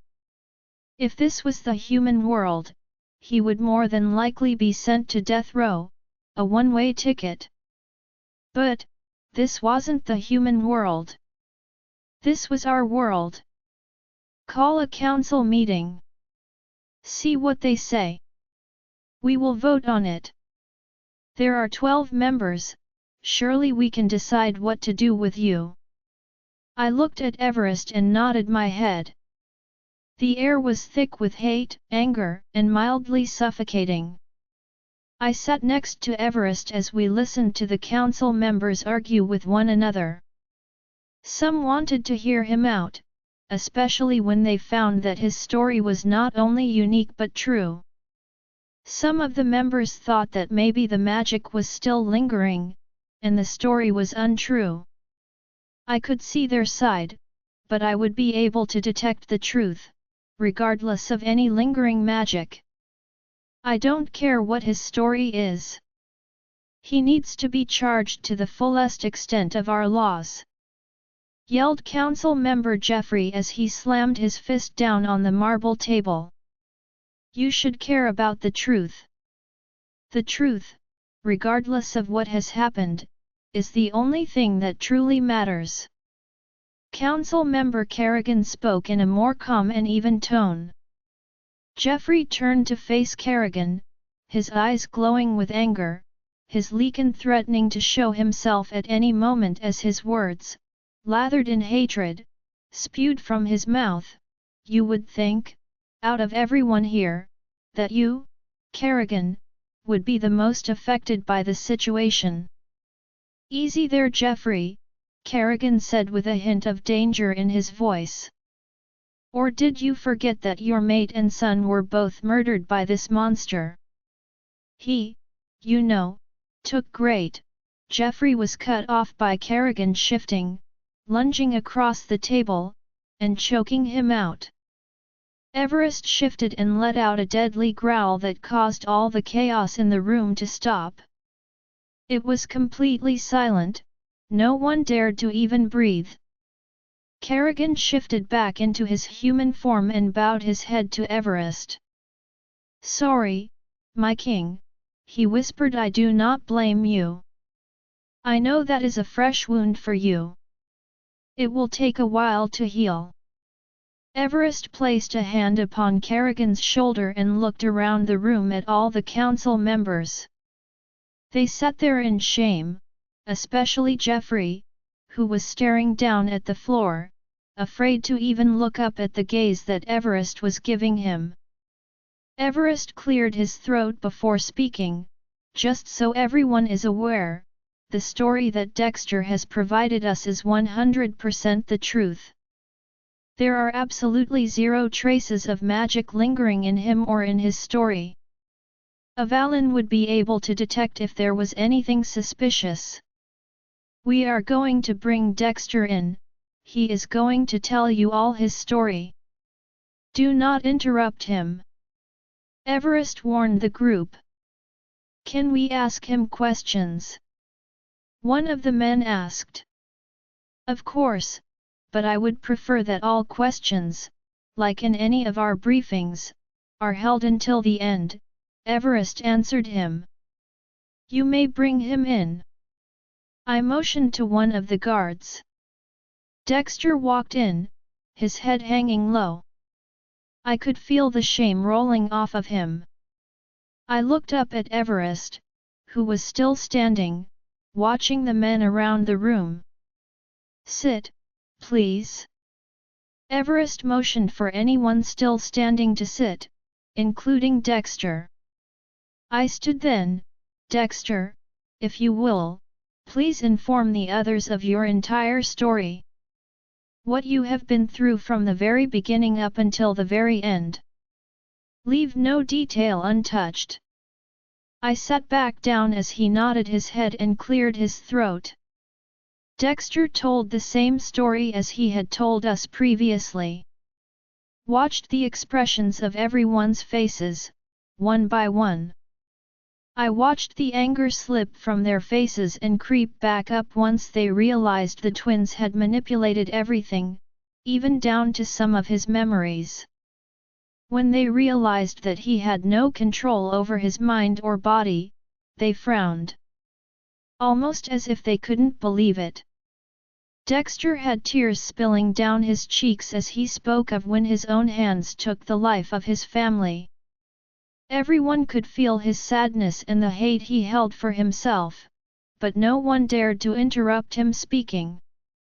When he finished telling his entire story, the room was silent.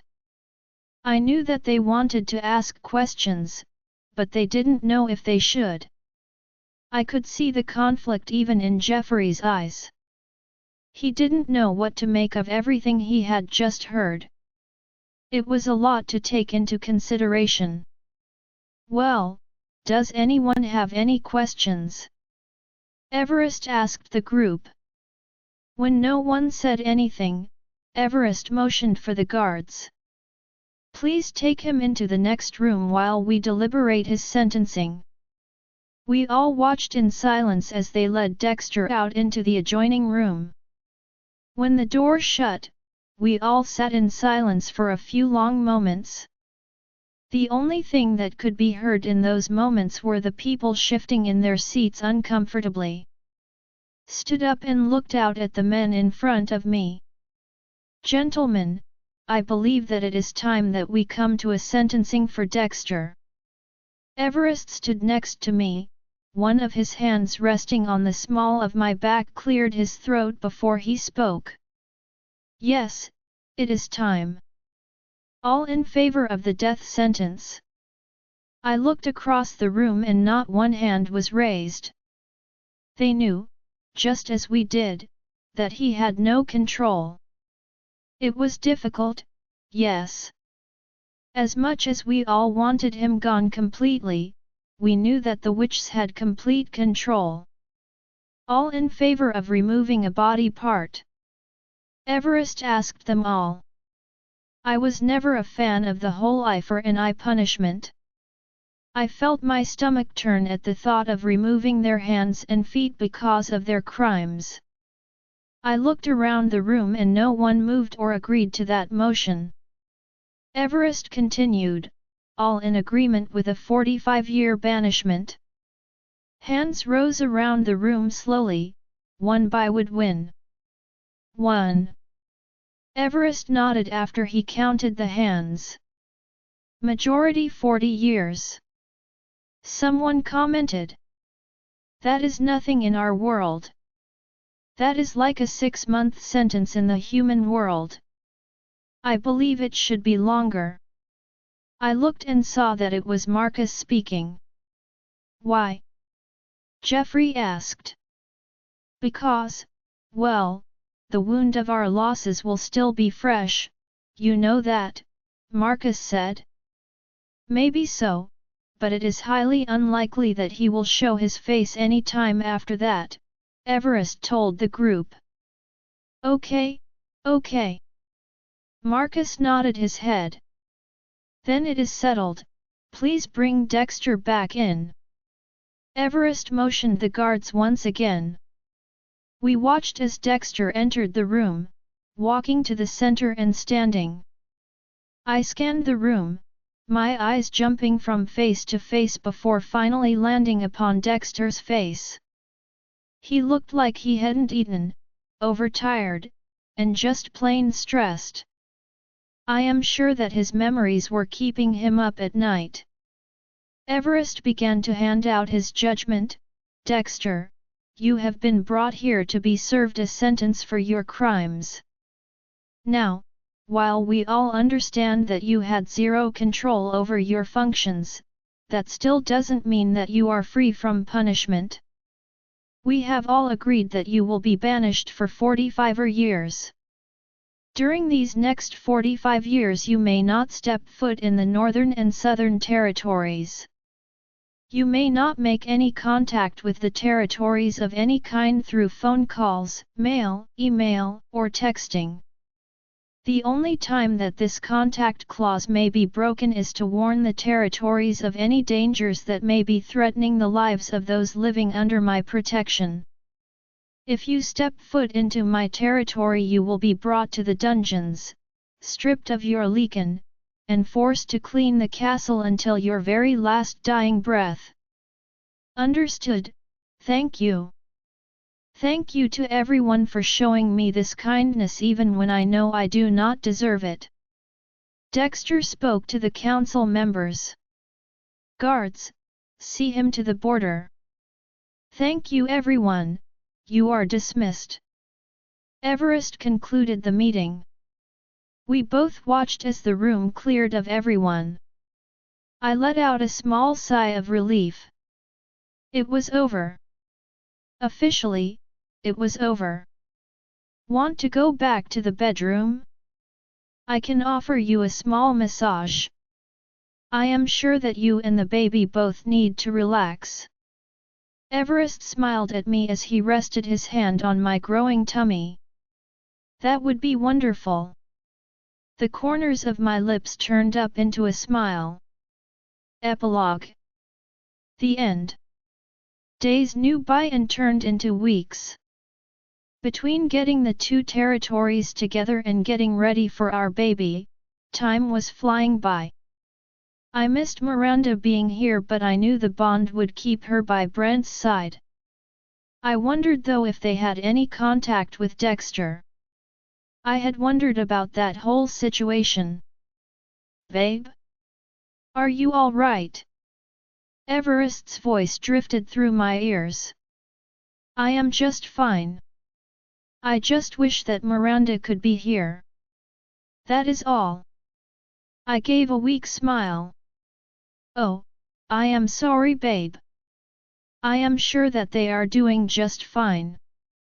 I am sure she misses you too. He leaned to me and placed a gentle kiss upon my forehead. So what do you suppose we are having? He asked me. I am not sure. I just hope that he or she is healthy. I know you probably would like a boy, you know, to carry on the kingdoms.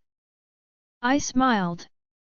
Nat, I am sure with a mother like you and a father like me, he or she would lead our kingdoms wonderfully. He smiled down at me. He or she? I asked him. Of course. You don't think that I would allow our daughter's title to be passed over just because she was a female, would you? He looked at me with a hint of humor hiding behind his eyes. Well, I guess I just figured that only a man could inherit the throne. I shrugged my shoulders a little. Well, while that is true for now, it will not become tomorrow. He told me. Tomorrow? I asked. Yes, I have a council meeting to bring the kingdom up to speed with today's times. No more of this, only men can rule rubbish. If something was to ever happen to me, you would not be allowed to rule our people alone. They would either vote for you to find a new mate, or you would have someone that would have to approve of any decision you made going forward when it came to the kingdom. He frowned. I don't really like the idea of either. Especially the one where you have another loving on what is mine. Everest gritted his teeth at that thought. Oh please. I would not be so lucky to have found a third mate. I would probably reject him anyway. I let out a light laugh. Bah! He suddenly seemed to have a dark cloud looming over him. You wouldn't have any control over it anyway. There is no way that any mate would let the queen slip through their fingers. Bastards! Babe! Hey! Bring it back to what is going on now. I let out a laugh. I really couldn't help it. His jealousy over the silliness that he had thought was funny to me. Oh! Is this fun for you? My misery of not being able to stop someone from what is mine. He brought me close to him, his breath was hot against my skin. His lips trailed along my neck. Absolutely delicious. He mumbled against my ear. Oh. Ah. Oh. Was all I could get out. I can't even think of someone touching you here. Everest. I gasped. The feeling of his hand on me sent shocks of excitement to course through my blood. He let a possessive growl rumble deep through his chest. It was enough to make me weak at my knees. He took me into his arms and carried me to our bed. I must be gentle with you, especially in your condition. He said to me as he laid me back onto our bed, gently laying me down. He undressed me, kissed me, and loved me until late in the morning hours. He made my world spin. My legs were sore, my body ached in the best way possible, and I felt like I was on a natural high. I fell asleep in his muscular arms as he held my body tightly against his. The sun rose the next morning, and when I woke up, it was only after a few hours of sleep. Babe, hey! Wake up, babe! You need to get up. Everest's voice was raspy and tired. So tired. I mumbled and moved. When I moved, I noticed the wetness between my legs was more than just arousal. I sat straight up in our bed and my eyes were opened wide. Oh! I shouted. Yet! Everest said excitedly. We rushed to the hospital, and after a long 10 hours, our baby was brought into our world. Our handsome, beautiful little boy, Channing. I was over the moon. I couldn't get over how much he resembled his father as I held him for the first time. He had most of his features, it was clear to see. He came into the world screaming and showing how strong he was as his little fingers gripped my index finger. Everest came rushing back into the room just as the bells rang outside, letting the kingdom know of the news. I could hear the cheering throughout the hospital at the rejoice of new life. I smiled down at our little Channing before looking over at Everest, who was walking over to be back by my side. He moved into the bed with us, holding me as I held our son. He is so strong. Look at my boy. Everest smiled proudly as I leaned back against him. He is just like his father, I commented happily. We sat like that together, enjoying our new happy family together. I fed our son and was being held by Everest. His arms were wrapped around me, rubbing my sides and shoulders lovingly. I wanted to remember this moment forever. I wanted to live in this happy memory forever. I wanted us to stay this way forever. Everything around us now is so perfect. A soft knock came upon the door. I honestly didn't hear it. Everest allowed them to enter the room and my attention snapped at the door opening. In walked a young woman who was carrying a camera. Good morning, my king and queen. I just wanted to capture this beautiful photo of our royal family. Would this be okay? Of course. I would love our photo to be taken. I was so happy. I will be able to look back at this moment and relive this memory in the future. We moved to be in a more flattering pose as the photographer snapped a few pictures of us. When she left, the nurses came into the room and took Channing away to give him a check-up. The doctor came in to check me out and make sure I was fine. We were told that we would be able to leave once they brought Channing back. When we made our way back home, we settled Channing into his room and allowed his nanny to take over the next few hours while I got some rest. The days that went by were perfect. Our family was perfect. 21 years into the future. Dexter, you must tell them what you overheard. Meadow begged me. Meadow, I can't. I just do not think that they will believe I am banished. I pleaded and finally told her the truth after all these years. Banished. She frowned at me and took a step back. Yes, the king and queen banished me. I can't go back. I can't show my face for another 24 years. My life is to remain here in this wasteland. I looked down at my hands, just as ashamed as I was those 20 years ago. Memories began flooding my mind of that last day I spent there. I so desperately wished I could just go back in time and change everything, but I couldn't. You're the banished king then? From all those years ago? That's you?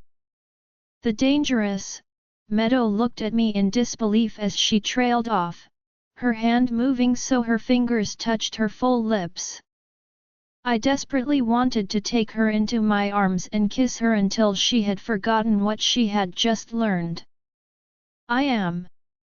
I wanted to tell you. I truly did. I didn't know how to. I didn't want to lose you, like I had lost everything. I told her. I took a step in her direction and she took a step away from me. Don't come any closer to me. I need to think. Meadow turned and walked away from me. Meadow, please. Don't do this to me, please. Please don't leave. I tried to shout, but realistically, it was more of a pleading cry for her to come back to me. I watched as she shifted and ran out into the forest. I was alone, again. This time, maybe for good. The end. Join our Facebook and WhatsApp group for more updates, link is given in description.